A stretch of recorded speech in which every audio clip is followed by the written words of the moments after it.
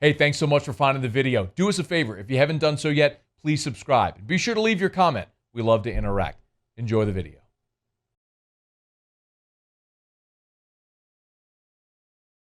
Let's start with today and in the news that the Florida game is postponed. Can you walk us through kind of how that communication between LSU, Florida, and among LSU, Florida, and the SEC all goes down?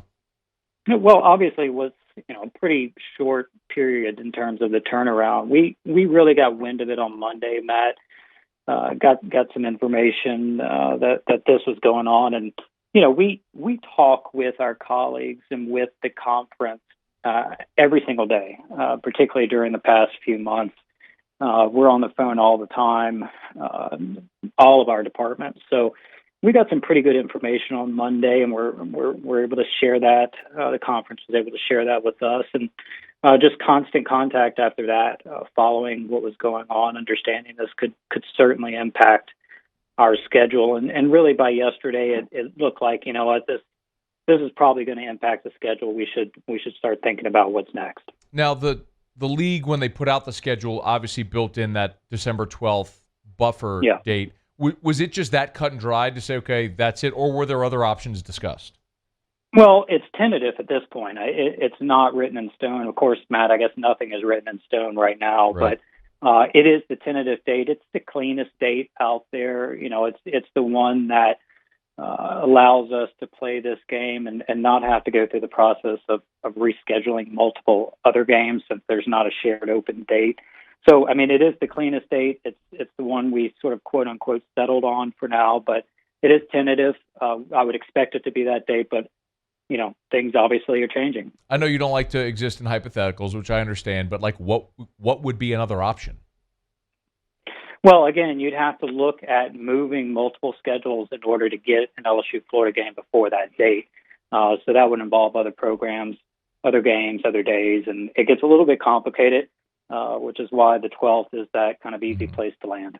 Safe to say that it's also even more important now that LSU did, even though the result wasn't what we wanted, that LSU did play at Missouri this past week, because then you'd be looking at really rearranging 2 games on the schedule. It is. It starts to boggle the mind a little bit when you think about the things that can happen and could have happened. Certainly the conference has had a lot of luck up to this point. And I hesitate even calling it luck because it's really months of planning. And part of that planning is the contingency, the reality that these things are going to happen. This isn't something that comes as a surprise to anybody. You don't want it to happen, but you plan for it. And part of that planning is to have those constant conversations. And it is every single day that we are talking and providing detailed information with each other because we know that this is possible. Is Robert Munson is our guest, LSU Senior Associate AD. He's on Twitter at Robert J. Munson. And Robert, I'll give you an attaboy. Very good about responding to tweets and interacting if fans have questions. So it's a really good pipeline for information if you want it. If you have questions, we'll get your questions for Robert. Tweet me at Matt Moscona, or if you're in the Bayou Ford YouTube chat, jump in there, and we'll make sure we get your questions for Robert as well. One more on the LSU Florida postponement. This is 2 weeks in a row now where we've seen an LSU game altered. In 2 weeks, Robert, where it seems like it's just been very smooth.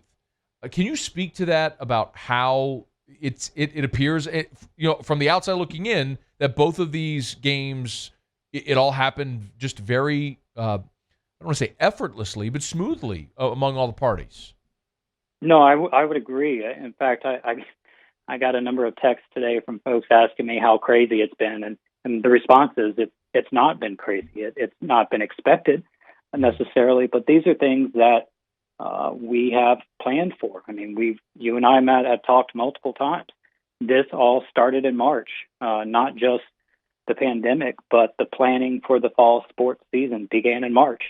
When you start that early and you have the kinds of conversations that we're all having as a conference with each other and with the conference itself, these things are a little smoother when they occur. You're responding, not necessarily reacting.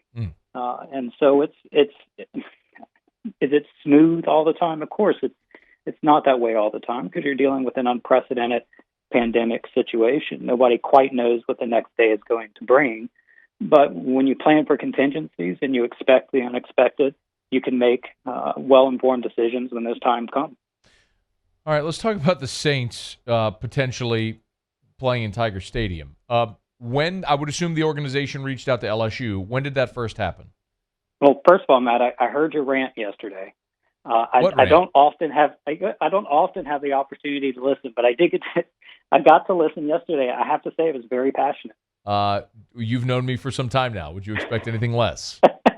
Well, what I didn't know is I listened to it first, and then I saw a video. I didn't realize you had a bottle of Sazerac within arm's reach the whole time, which I thought was Always, a man. perfect visual. Always. The Sazerac rye, the product placement, I'm all about it. And you know what? Yeah, And it's almost like I forget sometimes that this isn't really, I mean, it's a desk prop, but it's an actual bottle. I mean, at any moment, I'm actually proud of my restraint. At any number of moments during the show over the past months, I could have opened that bottle and just sat here and poured it. that kind of would have been the moment. That would have been a mic drop type moment.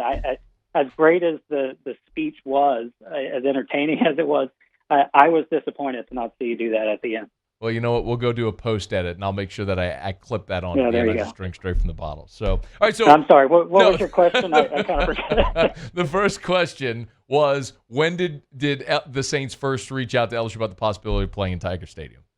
Late last week, prior to the Missouri game, and really it was more, hey, look, is this something you guys could do? I mean, is this even a possibility? I know obviously there was 2005 where the Saints played here at Tiger Stadium, dramatically different situations, but also dramatically different times.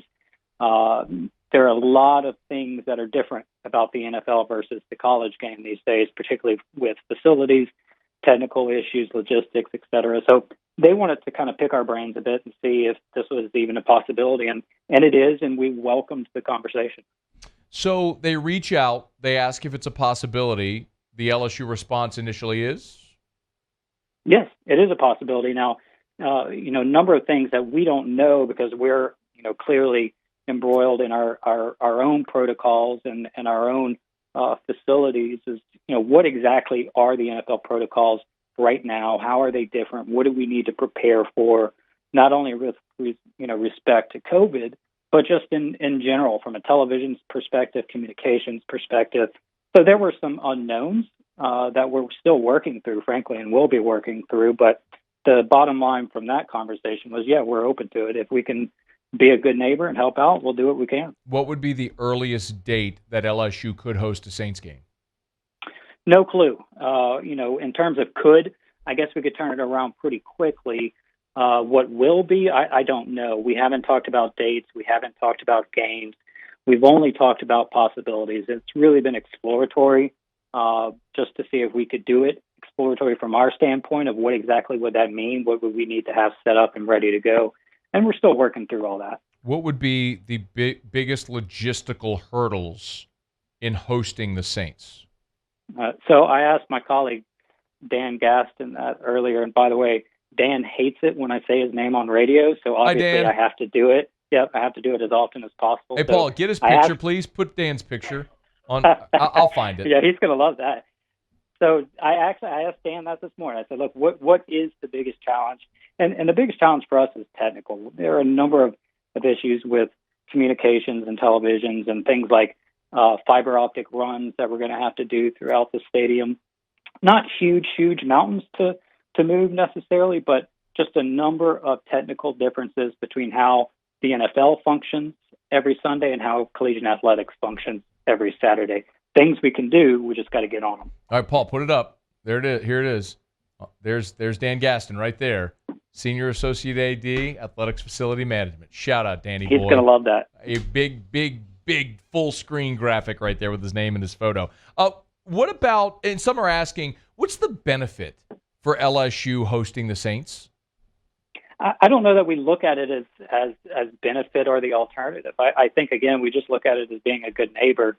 These are just, I think, Scott said it yesterday, these are extraordinary times. If you can help, I think that's in our personal and individual lives as much as it is as institutions, particularly within the state of Louisiana. We need all the help we can get. If this is something that assists the Saints, it's good for them, it's good for us, we'll do it. I don't think, we certainly didn't answer that call and think, what's in it for us. Don't get me wrong. We've got to make sense of it with everybody, but it's really just more about helping out where we can. Is One of the biggest hurdles that I thought of, Robert, is the field. Yep. Could you logistically play a game on Saturday on a grass field and then turn around on Sunday and play again? Yeah, I think we have probably the best turf guys in the country. And this field that we have here right now, Matt, it's brand new. We've actually only played one full game of football on that field. And my understanding is the drainage on it excels. In fact, it's almost a little bit too good. We've had to slow down the drainage a bit so the grass can pick up all the nutrients from the rain. But we're pretty confident in that field. It was tested last week to make sure it's up to par from an NFL standpoint. It's more than up to par, to say the least. So while we haven't experienced yet a turnaround like that with this field because it's brand new, we're in a pretty good place because it's brand new. Understood.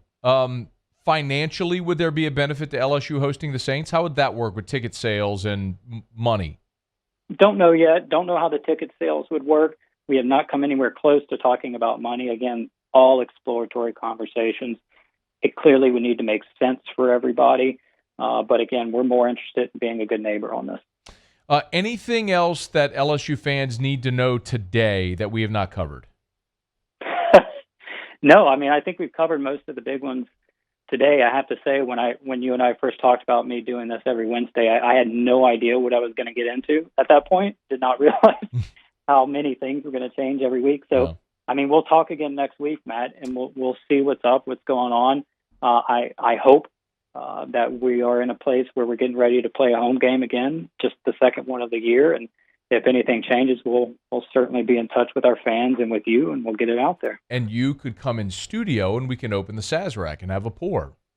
See, now you're talking. That's a much better invitation than calling me every Wednesday afternoon. Well, come on, man. We got you. Come on. Open invite if you want to come in studio. We'll pour the Sazerac, pour the Sazzy, get you feeling a little loose, and then we'll let we'll let all the home run hitters, the audience, come in and ask you questions after you're good and liquored up.